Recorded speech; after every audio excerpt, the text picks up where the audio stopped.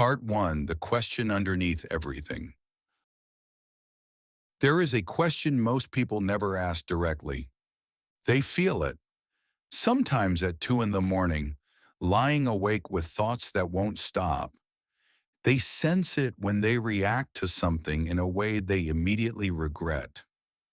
They know it's there when they feel anxious about something that hasn't happened yet, or when they catch themselves still replaying a conversation that ended years ago. The question is this: why is it so difficult to be at peace with your own mind? We live in a time of extraordinary capability. We can communicate across the world in seconds. We can solve problems that would have seemed miraculous a century ago. We carry more information in our pockets than entire libraries once held.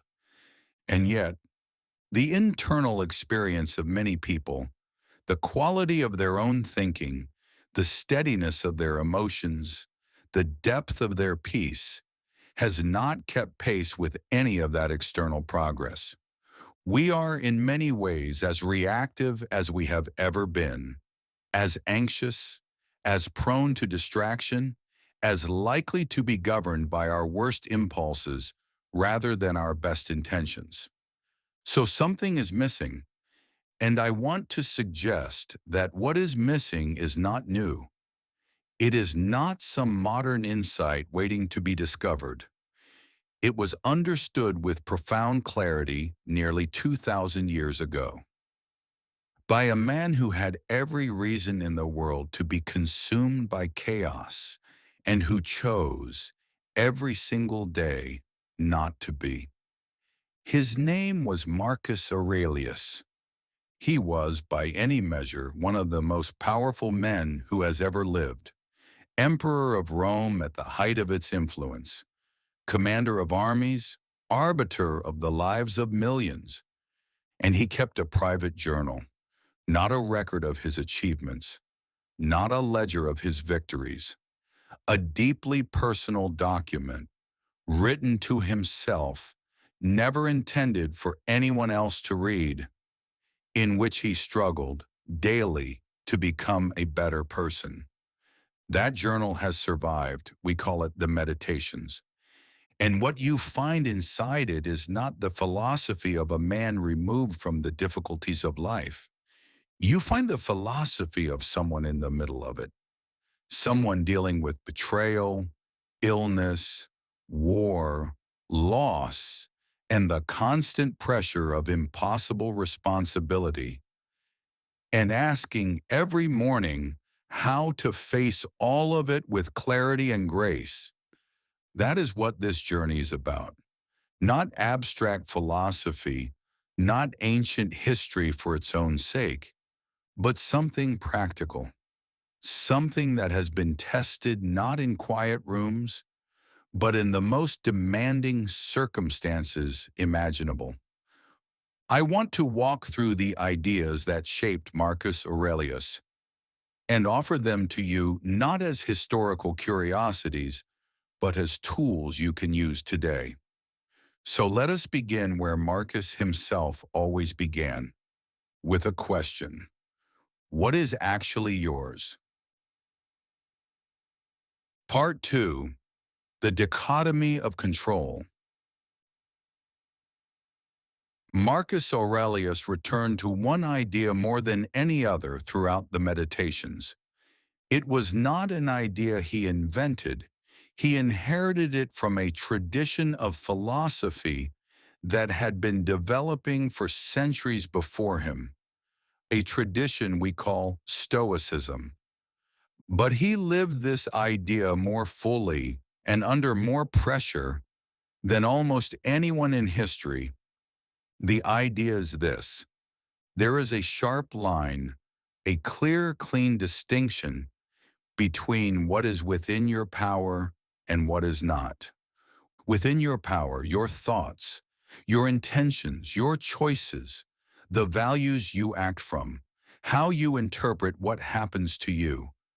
Outside your power, everything else: the weather, other people's behavior, the opinions others hold of you, Whether your plans succeed or fail, the economy, your health ultimately, the length of your life. Now, when you first hear this, it can sound defeatist. It can sound like a philosophy of passivity, of accepting whatever comes without resistance. But that is a fundamental misreading. What the Stoics, and Marcus in particular, were pointing to is something far more empowering. They were saying most of the suffering in your life comes not from what actually happens to you, but from your relationship to what happens, from the stories you tell yourself, from the energy you spend fighting realities that are already fixed. And if you can learn to distinguish clearly between what you can and cannot control, you become free in a way that no external circumstance can touch. Let me make this concrete. Imagine you are stuck in traffic. You are late for something that matters. The cars ahead of you haven't moved in 10 minutes. You can feel your chest tightening. Your hands grip the wheel harder than necessary. Now ask yourself honestly, what can you actually change in this moment? Not the traffic, not the other drivers, not the fact that you are running late. Those things are already determined. They exist outside the boundary of your control. What exists inside that boundary? Your response. The quality of your attention. Whether you spiral into anxiety or whether you use this unexpected pause, this gift of enforced stillness, to think, to breathe, to prepare your mind for what comes next. That is all. And Marcus would say, that is enough. Because here is what he understood that most people never quite grasp. The traffic is not your problem. Your reaction to the traffic, that is yours. And your reaction is the only place where your power actually lives.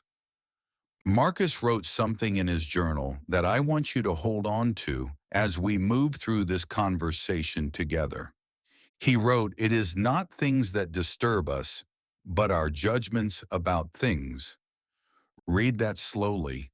It is not things that disturb us. It is our judgments about things. The difficult person at work is not the source of your suffering. What is the source? Your judgment that this person should behave differently. Your interpretation that their behavior means something threatening about your situation. The frustration is real. I am not dismissing it. But the origin of that frustration is inside you, which means the power to address it is also inside you. This is both the most sobering and the most liberating idea in Stoic philosophy. It is sobering because it removes the comfortable story that the world is responsible for how you feel. And it is liberating for exactly the same reason.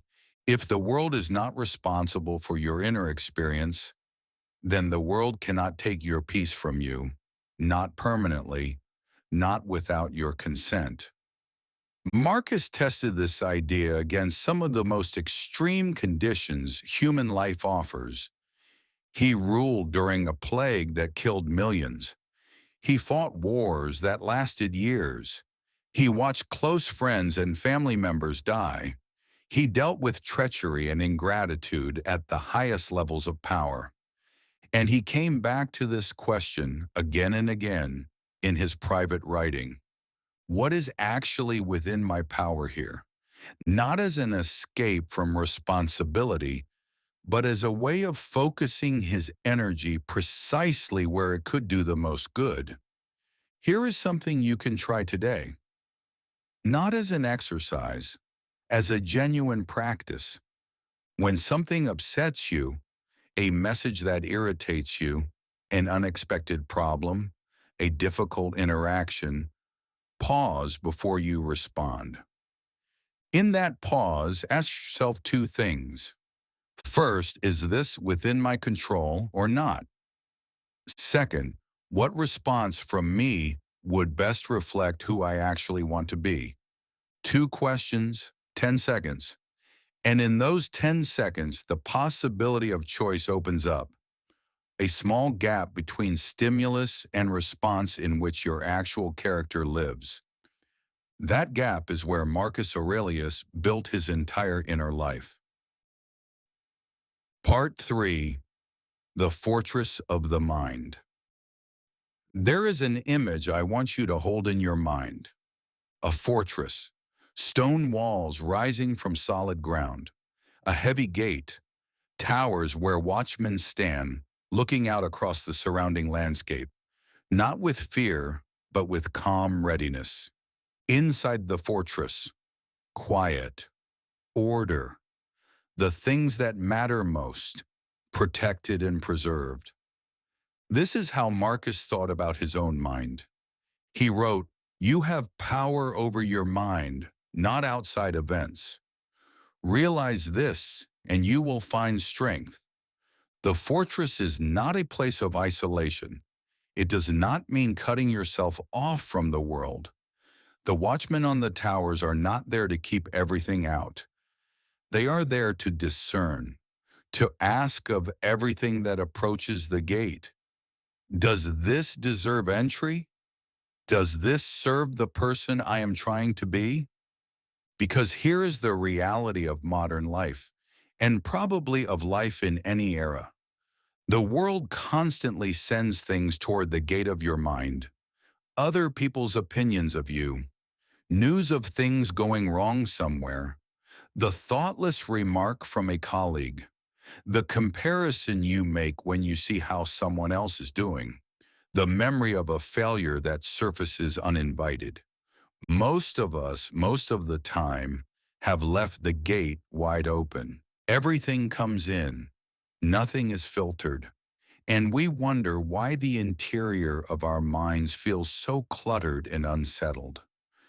Marcus had a practice, one he seems to have used every single morning, that I find remarkable.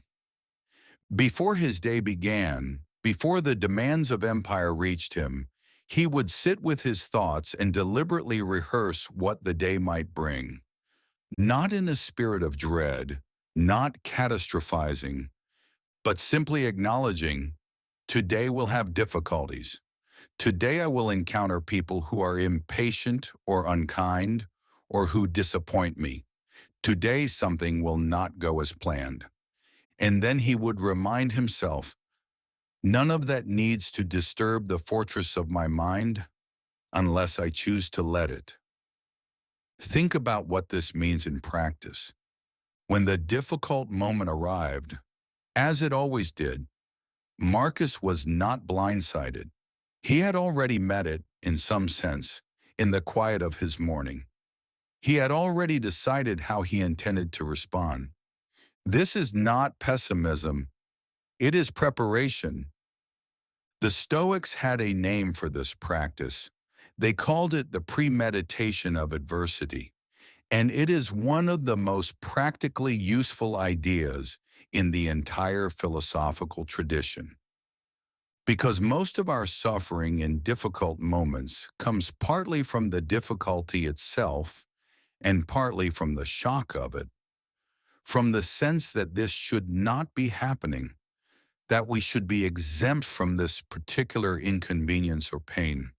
When you have already acknowledged quietly and clearly that difficulty is part of the texture of any day, the shock diminishes, and without the shock, you have access to your actual resources, your clarity, your steadiness, your capacity to respond rather than simply react.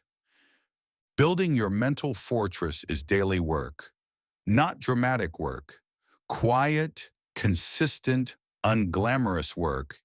It begins with how you start your day, before the notifications, before the news, before the first message from someone who needs something from you. 5 minutes. Silence. Let your mind settle into itself before the world rushes in. In those 5 minutes, you might ask yourself, What difficulties might today bring, and how do I intend to meet them? Not with fear, with readiness. And then, as the day unfolds, practice noticing what you let through the gate. Not every thought that arises needs to be engaged with. Not every piece of news needs your emotional response. Not every criticism deserves to occupy your inner space. You're the gatekeeper. You have always been the gatekeeper. Marcus spent his entire adult life practicing this, and he was not perfect. You can see in the meditations the places where he slipped, where he had to remind himself again of what he already knew. But that is exactly the point. The fortress is not a destination, it is a direction, a practice you return to day after day, knowing you will sometimes fall short and returning anyway. Because a mind that is slightly more deliberate today than it was yesterday is a mind that compounds over time into something remarkable. Part 4. The present moment is the only home. One of the quietest and most powerful ideas in the meditations is also one of the easiest to miss. Marcus writes in various forms throughout the journal something like this: confine yourself to the present. Not the past, not the future, the present. Now, this is advice that has become almost a cliche in our time. We hear it constantly: live in the moment, be present, be here now. And yet almost no one actually does it. Not consistently, not really, because the mind left to its own habits has a powerful gravitational pull toward elsewhere, toward yesterday, the regret that still sits there, the conversation you wish you had handled differently, the opportunity you let pass, toward tomorrow, the worry about what might go wrong, the anxiety about a future that has not happened yet and may never happen in the form you are imagining it. The present moment, this breath, this task, this conversation gets a fraction of the attention it deserves. Marcus understood this not as a spiritual insight, but as a practical problem with real consequences. When your mind is in the past, you cannot act on the present. When your mind is in the future, you cannot act on the present. And the present is the only place where anything can actually be done. He wrote something that has stayed with me. Confine yourself to the present. But he did not mean this as a passive instruction to simply notice where you are. He meant it as active, disciplined work. The mind wanders. That is its nature.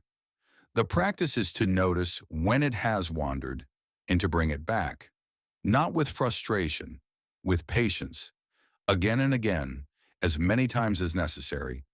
This is in essence what meditation is. And Marcus was practicing something very close to it nearly 2 millennia before it became fashionable in the West. But there is a deeper layer here that I want to explore with you. The inability to be present is not just a matter of distraction. It is often a form of escape. We spend time in the past because the past, however painful, is at least familiar. We know how the story went. We spend time in the future because in the future, at least in imagination, things might be better than they are now. We can arrange the future in our minds to be more comfortable, more certain, more controlled. The present moment, by contrast, asks something of us. It is real and therefore uncertain. It contains things we cannot change and things we must engage with as they are, not as we wish they were. Being present requires a kind of courage. Marcus knew this.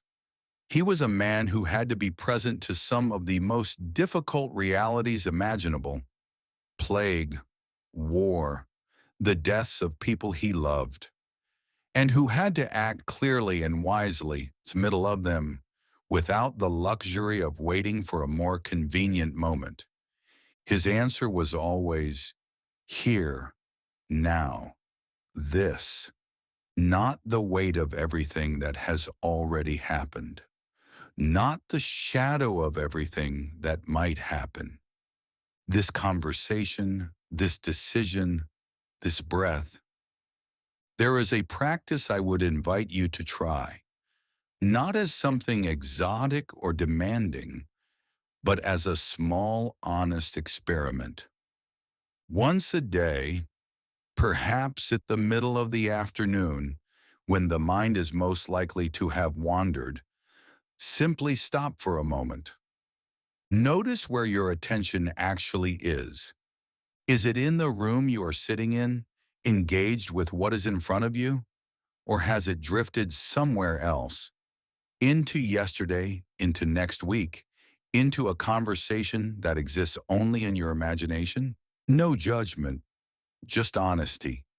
And then, with the same gentleness you would offer a friend who had lost their way, bring yourself back to this, to here, to now. That is the whole practice, and it is, in its simplicity, one of the most powerful things a person can do. Part 5. The Courage to Act. Marcus Aurelius wrote something in his journal that I find almost uncomfortably direct. He wrote, "Do not indulge in such thoughts as, 'I will live to do this when I find a better opportunity,' but rather resolve to act at once, wherever you are, wherever you are. Not when conditions improve, not when you feel more ready, not when you have more certainty, more confidence, more clarity about exactly how things will unfold. Now, here, with what you have." I want to sit with this idea for a while because I think it is one of the places where Stoic philosophy speaks most directly to the particular kind of suffering that defines modern life. Because the most common form of self-betrayal in our time is not dramatic. It is quiet. It is the book you have been meaning to write for 3 years, the conversation you have been putting off for 6 months, the habit you have been planning to start since the beginning of the year, the thing you have been waiting to begin until the moment felt right, and the moment never quite becomes right, because the mind is extraordinarily inventive when it comes to finding reasons to wait. There will always be another responsibility demanding attention, another period of uncertainty to get through first, another thing to prepare before you can begin. Marcus called this out with a directness that cuts through 2,000 years without losing any of its edge. He was writing to himself. Remember that. This was not a lecture to his citizens or a sermon to his soldiers. He was holding himself accountable. He was the emperor of Rome, with more legitimate reasons to postpone personal growth than any of us will ever have. And he was telling himself, no, not eventually, now. Because Marcus understood something that is deeply uncomfortable to acknowledge. The perfect moment is a fiction, not a harmless fiction, a costly one. Every moment we spend waiting for conditions to improve is a moment we are not actually living, not in the full sense, not in the sense of actively choosing and acting and becoming who we want to be. Seneca, who wrote in the same Stoic tradition, put it with characteristic bluntness. While we are postponing, life speeds by. Now, I want to be careful here because there is a version of this message that becomes toxic when pushed too far. Not every delay is avoidance. Not every period of preparation is self-deception. There are times when patience is exactly the right response. The honest question, the one Marcus was always asking himself, is this: am I waiting because this genuinely requires more preparation? Or am I waiting because acting feels risky and waiting feels safe?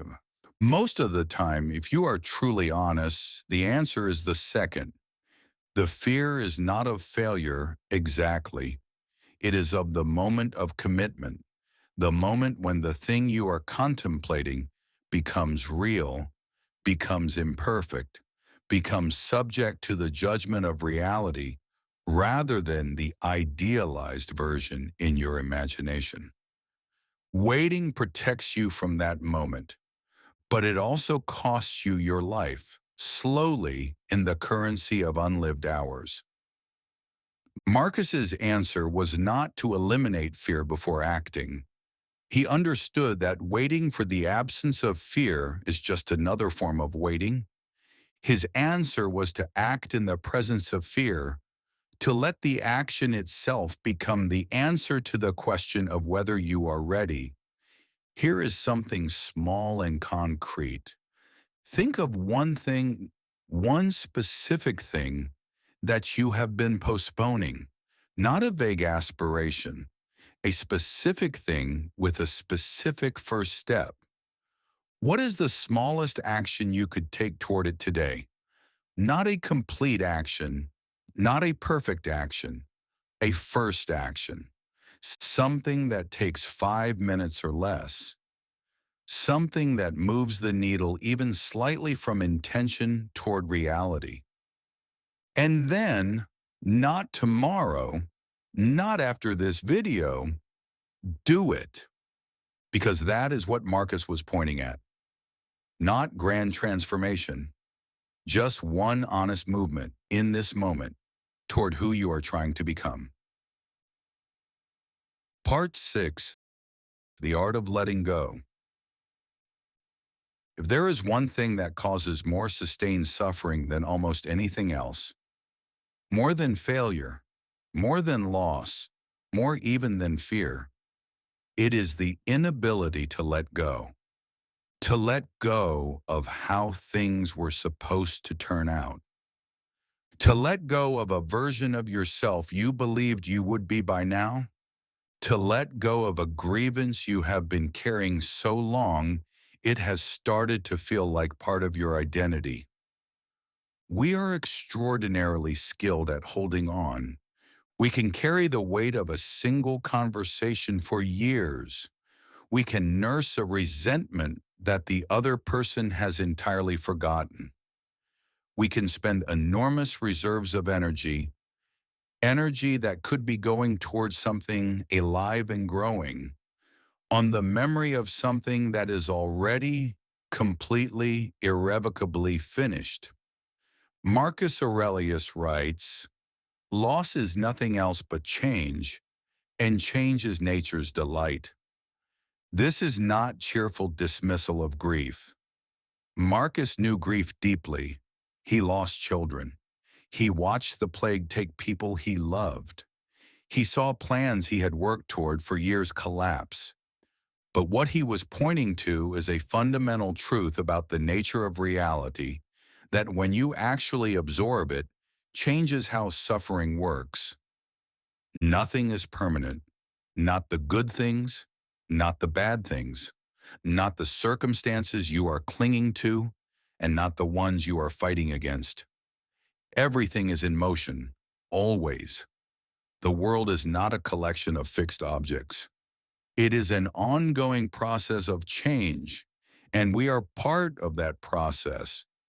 Fighting this reality, insisting that things should stay the way they were, or that they should arrive at the destination you imagined, is a battle you cannot win. Not because life is cruel, because impermanence is not a flaw in the design. It is the design. The Stoics used a word, amor fati, that translates roughly as love of fate. not acceptance of fate in a resigned, defeated sense, but a genuine orientation toward what is, a willingness to meet reality as it actually is, rather than as you wish it were. I want to tell you something about Marcus's son. His name was Commodus, and if you know Roman history, you know what that name means. Commodus became, by most historical accounts, one of the worst emperors Rome ever suffered. Vain, erratic, cruel. And Marcus knew, as his son grew older, that this was happening. He had poured enormous care into raising this child. He had thought deeply about what kind of man he hoped Commodus would become. He had offered him every advantage of education and character, and Commodus chose differently. Whatever private anguish Marcus felt about this, and it must have been significant, he never stopped ruling with integrity. He never collapsed into bitterness. He never allowed his son's choices to become the defining story of his own life. He let go of the outcome while continuing to show up with full commitment to his own work. That is Stoicism, not as a theory but as a lived reality. The ability to care about something deeply, to give it your full effort and love, and then to release your grip on how it turns out. This is what the Stoics meant by non-attachment, not detachment, not emotional distance, non-attachment to outcomes. You can love your work without needing it to be praised. You can love someone without needing them to be exactly who you imagined.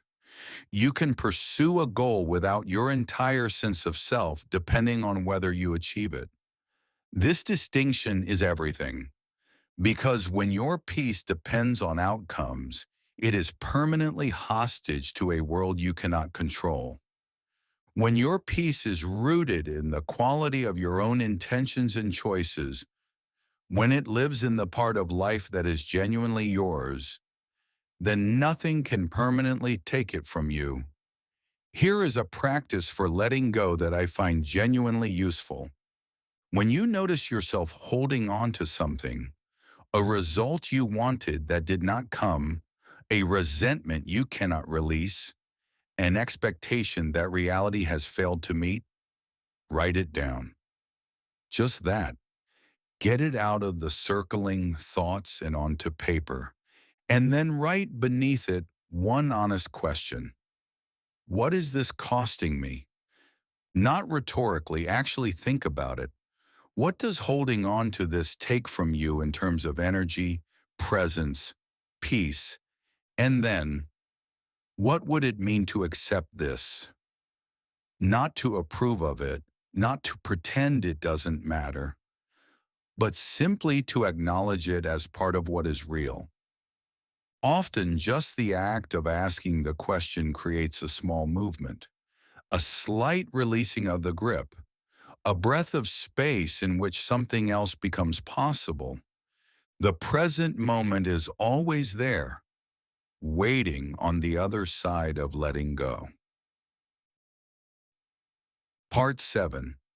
Voluntary Discomfort and the Meaning of Ease. There is a question Marcus Aurelius would ask himself regularly, and it is one I think is worth bringing into our own lives. Is this rest, or is it avoidance wearing the costume of rest? Because there is a difference, and the difference matters more than we usually admit. The Stoics had a practice they called voluntary discomfort, deliberately choosing harder over easier when the choice is available as a form of training. Marcus slept simply when he could have slept luxuriously. He ate plainly when he could have feasted. He chose the more demanding path regularly enough that difficulty never became foreign to him, never became something that could break him by surprise. This was not self-punishment. It was not asceticism for its own sake. It was insurance. The goal was to ensure that comfort never became a requirement, that if ease was taken away, by war, by illness, by loss, by the simple unpredictability of life, he would still be okay. He would still have access to his own steadiness. And there is a wisdom in this that is not obvious at first glance. Comfort by its nature is seductive. Each small choice toward ease feels, in the moment, like a reasonable preference. Choosing to rest when you could work, choosing entertainment when you could think, choosing the path of least resistance when a harder one was available. None of these feel in isolation like meaningful choices, but they compound. Every time you choose comfort when the more demanding option was right, you make it slightly easier to choose comfort again. And over time, over months and years, the accumulation of these small choices shapes the kind of person you are, the kind of challenges you can meet, the kind of life you are actually capable of living. Marcus wrote, "Behave as though you are worthy of respect." That line carries more weight the longer you sit with it. Because choosing comfort constantly, when something more demanding is called for, is a form of disrespect toward yourself. It is a way of saying, with your actions rather than your words, that the easier feeling now matters more than the person you are becoming. Now, I want to be careful not to overstate this. Rest is real. The body and mind genuinely need recovery. Sleep is not laziness. Pleasure is not weakness. The Stoics were not joyless. Far from it. They believed in the full experience of life, including its pleasures.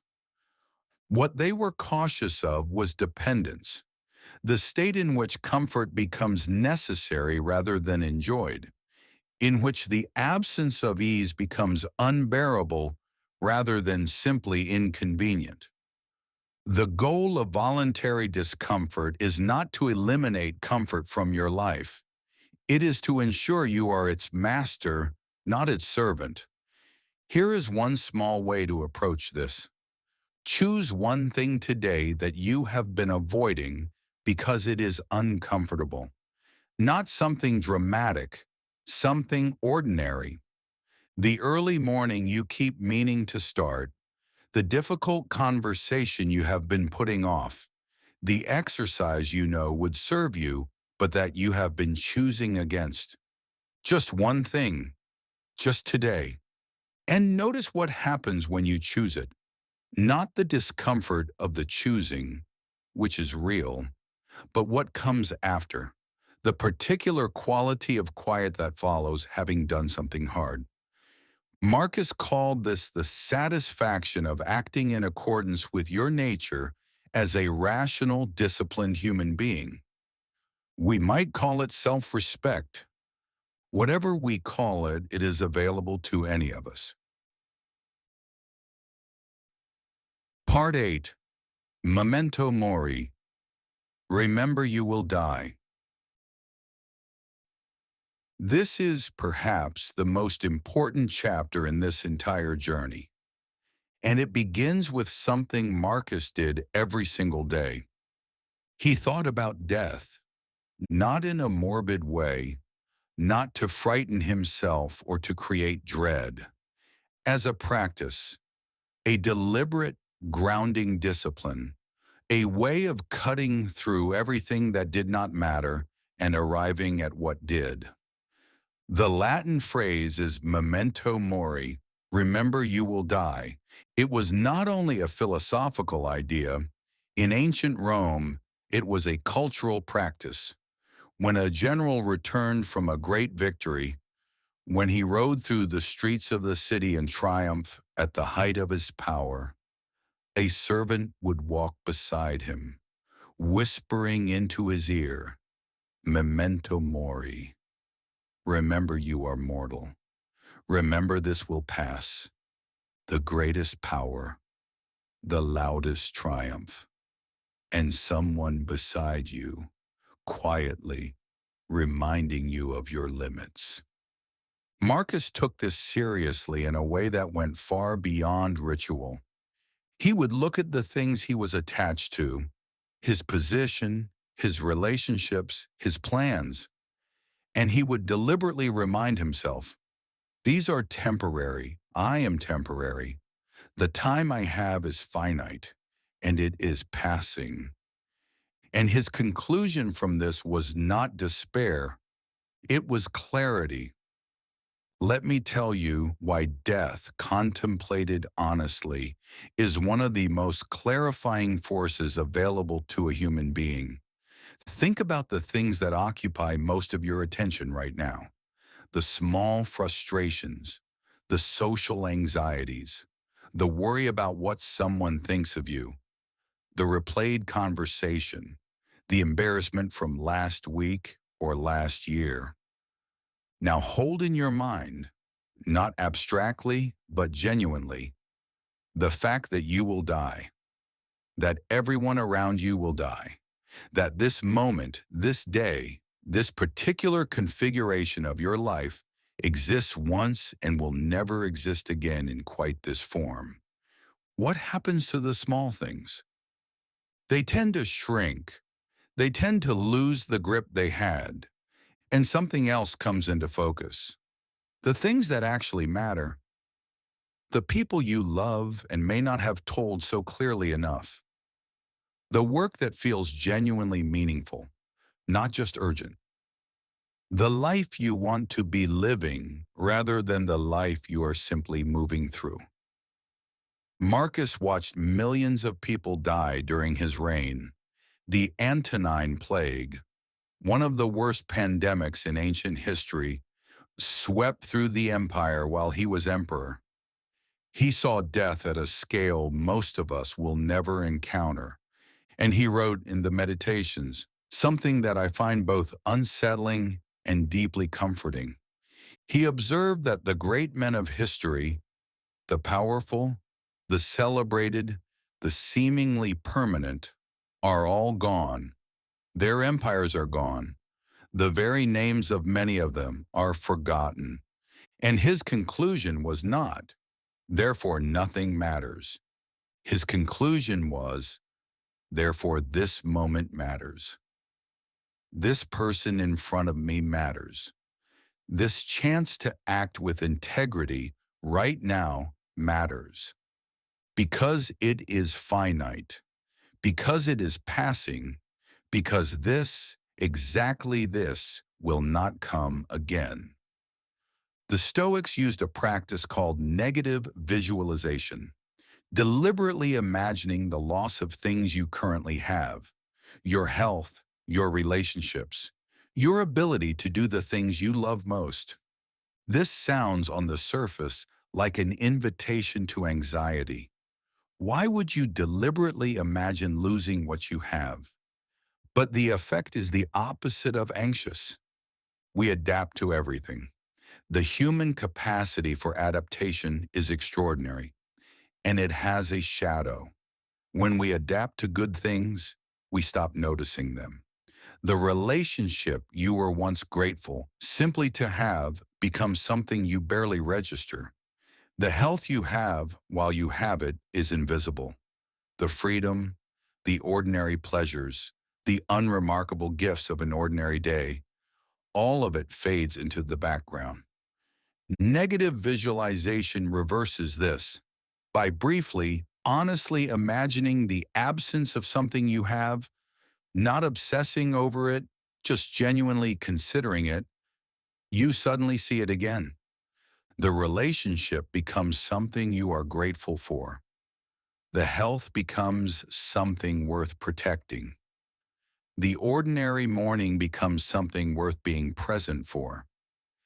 This is the practical gift of Memento Mori, not dread, not morbidity, attention, appreciation, the restoration of sight toward what was always there. Tonight, before you sleep, I would invite you to spend 5 minutes with this question. If I knew this was my last year, not my last day, which is too extreme to be useful, but my last year, what would I change about how I am living? Write down what comes. Do not edit it. Do not argue with it. Just let the question do its work. And then sit with a second question. Quietly, what is actually stopping me from moving toward that? Because the answer usually is not external. The answer is usually some form of waiting, some form of assumption that there is more time than there is. Marcus would gently, firmly disagree. Part 9. Other people. If you read through the Meditations looking for what occupied Marcus Aurelius the most, something interesting emerges. It is not war. It is not power. It is not even death. It is other people, how to deal with them, how not to be consumed by frustration at them, how to maintain genuine goodwill toward people who behave badly, how to hold firm in your own values when the people around you seem indifferent to theirs. This apparently was the daily challenge even for a philosopher-emperor, and I suspect you understand why.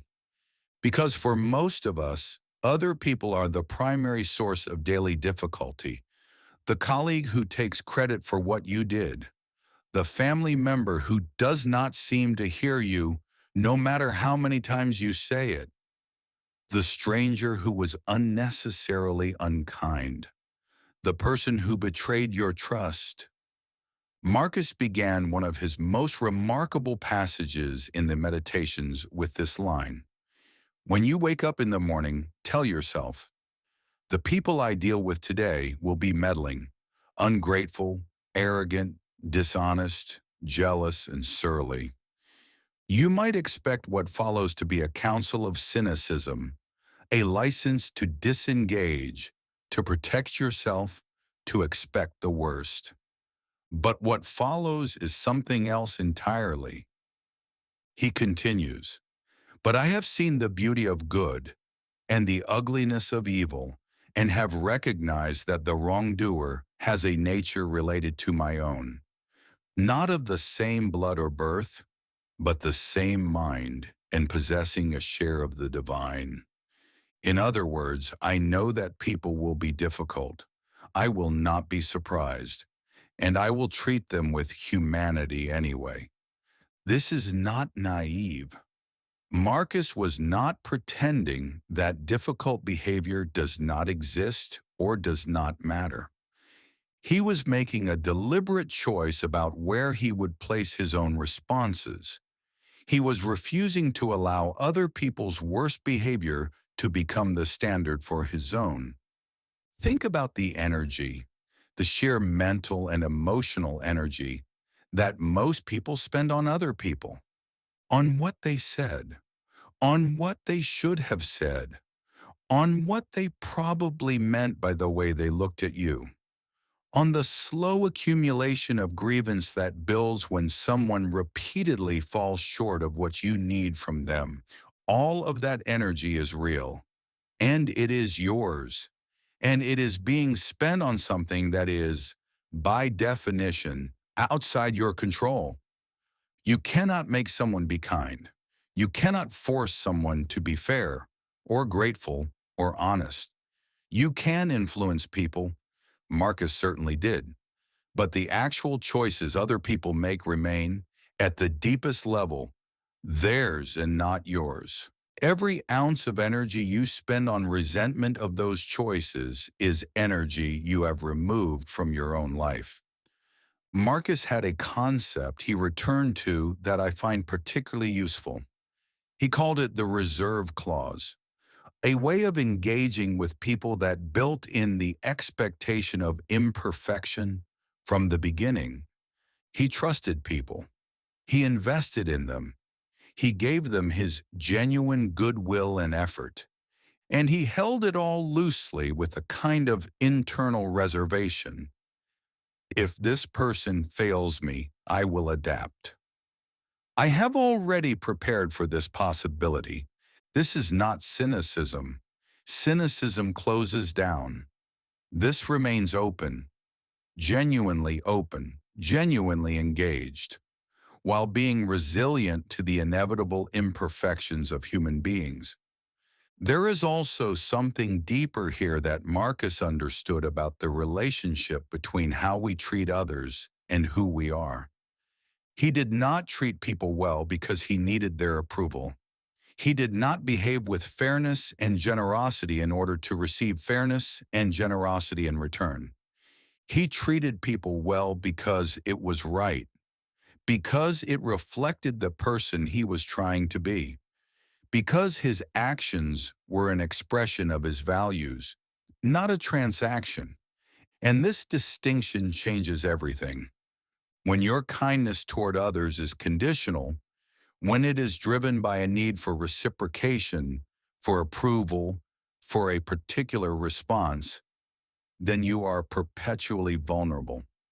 Every failure of reciprocation becomes a wound. Every withheld approval becomes a diminishment. But when your actions toward others are rooted in your own values, independent of how they respond, you are free. Their response belongs to them.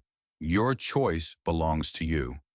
Next time someone frustrates you significantly, try this. Describe what happened in purely factual terms. Not they were rude to me, but they said this specific thing. Strip away the interpretation, just the facts. Then notice, what is my reaction to this?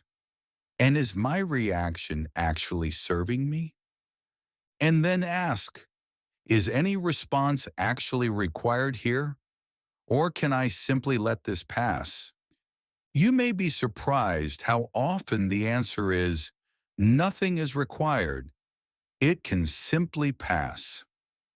Marcus writes, how much more grievous are the consequences of anger than the causes of it? The person who upset you has already moved on. The anger now is yours. A weight you are choosing to carry, you can put it down. Part 10. Gratitude as a Discipline. The Meditations begins in an unexpected way. Before Marcus writes a single word of philosophy, before he articulates a single principle or practice, he spends an entire section doing something else. He gives thanks to his grandfather for the quality of his gentleness, to his father for teaching him modesty, to his mother for her simplicity and piety, to teachers and mentors one by one for specific gifts each one gave him. This is a man who commanded the most powerful military in the world, a man whose word could alter the course of millions of lives, a man who had access to every luxury his civilization could offer. And he began his private journal not with any of that, not with an account of his achievements or the extent of his power. He began with gratitude for small things, for ordinary people, for the unremarkable gifts that had made him who he was. I find this profoundly moving, and I think it is not accidental. The Stoic understanding of gratitude is different from the version of gratitude that has become popular in our time. It is not a happiness practice. It is not a way of training yourself to feel better. It is a form of seeing clearly.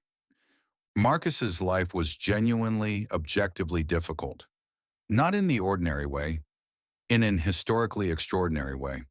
Plague, war, political treachery, the death of children, the burden of impossible decisions, and yet across the Meditations, this thread of appreciation persists for the beauty of a morning, for the company of a good mind, for the simple fact of being alive and capable of thought. This was not denial.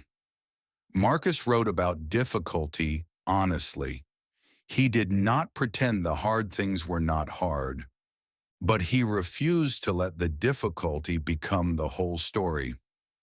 There is a concept in Stoic philosophy called amor fati, the love of fate, not merely the acceptance of what happens, a genuine orientation toward it, a willingness to find something valuable even in the most difficult circumstances.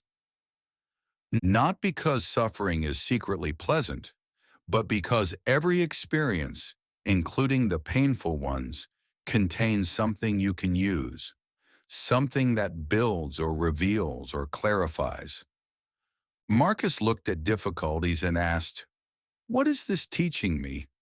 What am I learning about myself? What strength is being tested here that I did not know I had?" This is not toxic positivity. It is not the insistence that everything happens for a reason in some cosmic sense. It is the recognition that meaning is not found in circumstances. It is made from them by the quality of attention you bring.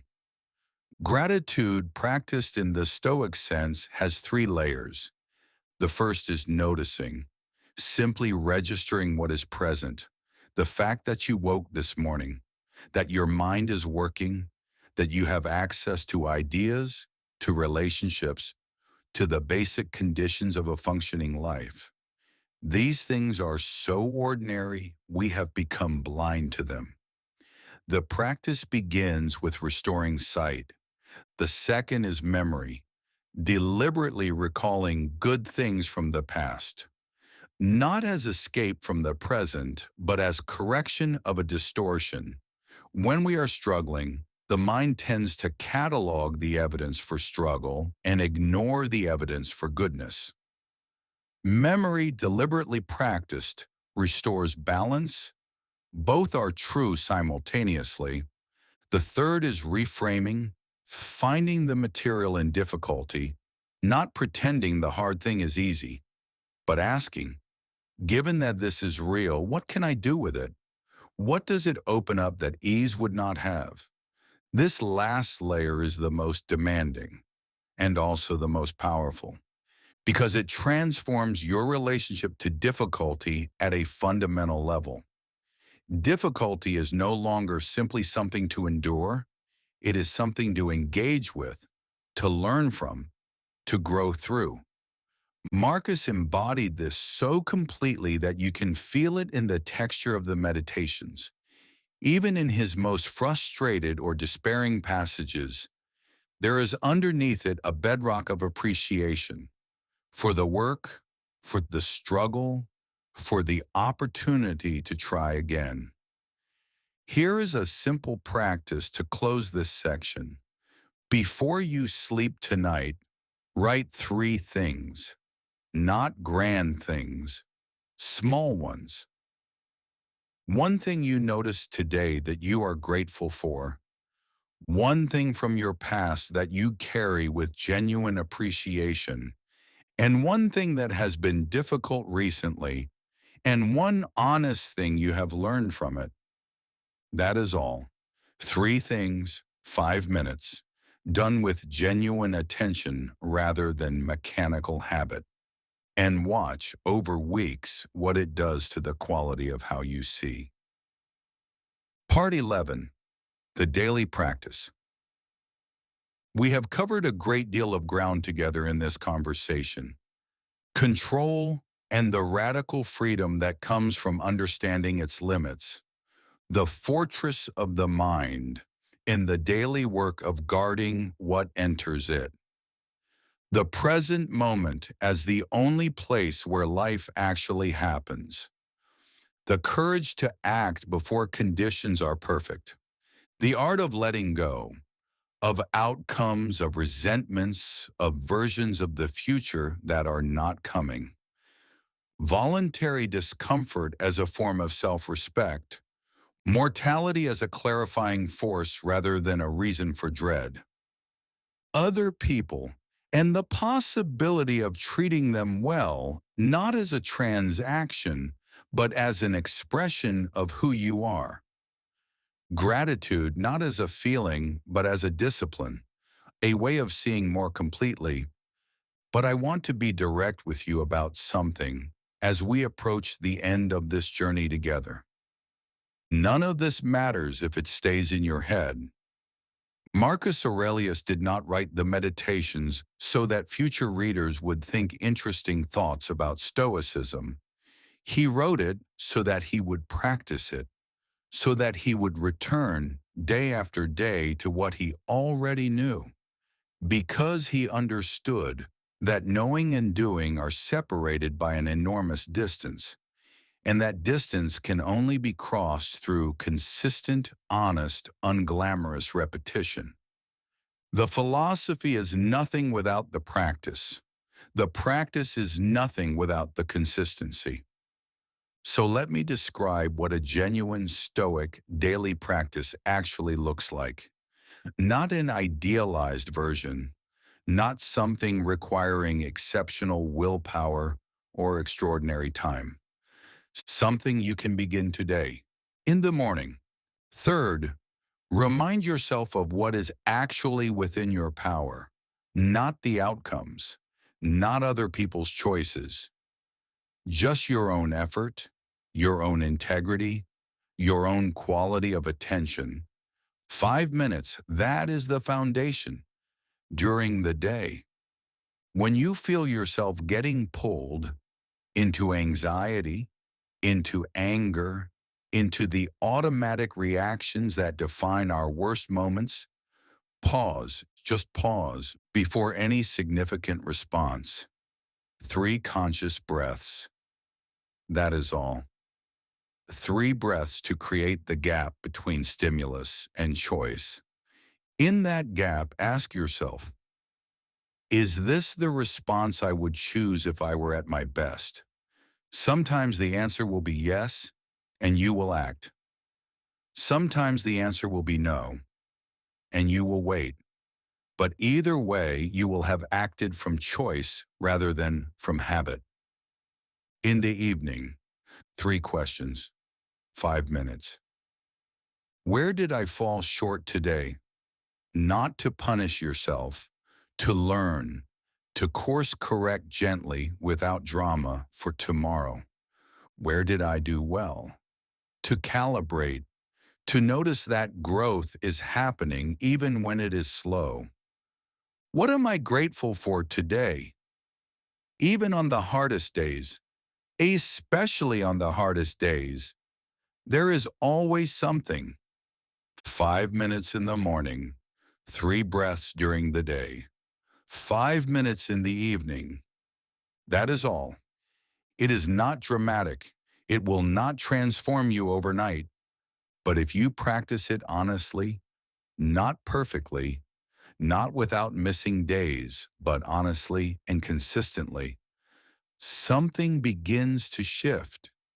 You become slightly less reactive, slightly more deliberate, slightly more grounded in what actually matters, and slightly compounded over months and years, becomes the difference between a life driven by circumstance and a life directed by choice. Marcus Aurelius did not become wise because his life was easy. He became wise by choosing to practice wisdom every single day in the middle of one of the most demanding and difficult lives in recorded history. He had no advantage over you in this. His mind was the same kind of mind you have. Human, fallible, prone to distraction and frustration, and the same old failures. His struggles were different in scale, but recognizably, intimately familiar in kind. And he chose, again and again, in his private journal, in his daily practice, in the accumulation of small decisions that make up a character, to try. Not to succeed perfectly, to try, honestly, consistently, with patience for his own failures and genuine commitment to beginning again. That is available to you, right now, in this moment. Not when conditions improve, not when life gets quieter or easier or more convenient. Here, as things actually are. That was, in the end, the whole message of Marcus Aurelius. You have power over your mind, not outside events. Realize this, and you will find strength.